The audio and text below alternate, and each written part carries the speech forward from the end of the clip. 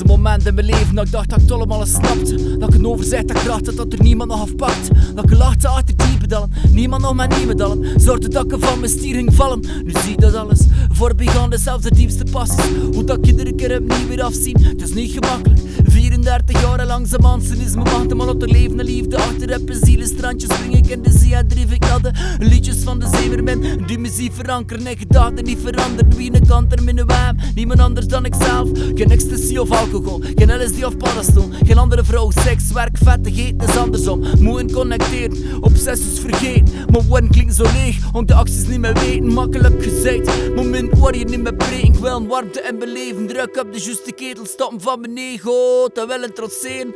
Groot scheid begraven, het kleine appreciëren. Mijn aan mezelf staan, de ander laat passeren. Want een ander is de spiegel van mijn eigen zelfbeeld. Dus ik relax, laat de tekst vloeien. Laat genoeg mijn hart te moeien, zodat je vlees en bloed. Doe het like bloemen in de lente bloei. Natuurlijk lekker echt wilt, springen in de vellen stoeien. Niet perfect, maar ruwe stank, like de mest van koeien.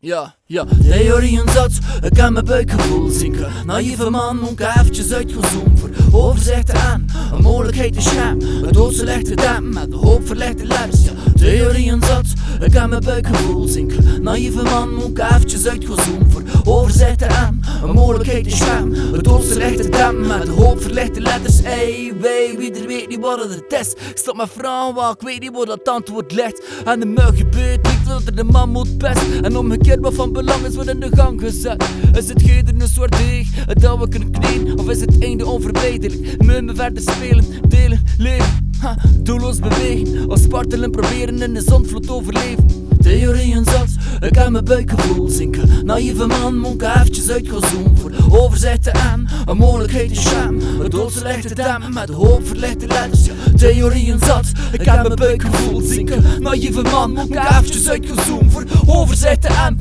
Een mogelijkheid te schaam, het doodse licht te dampen met de hoop verlichte letters. Hey! Hey! Hey! Hey! Hey! Hey! Hey! Hey! Hey! Hey! Hey! Hey! Hey!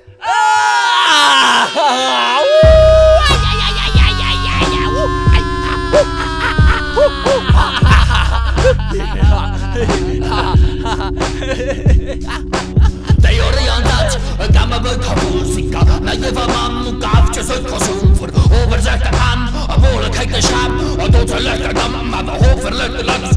Theorieën dat, ik kan mijn buikgevoel zinken. Naïeve man, moet ik eventjes uitgezoomd voor overzichten aan. Een mogelijkheid te schaam, een doodse licht te dampen met de hoop verlichte letters.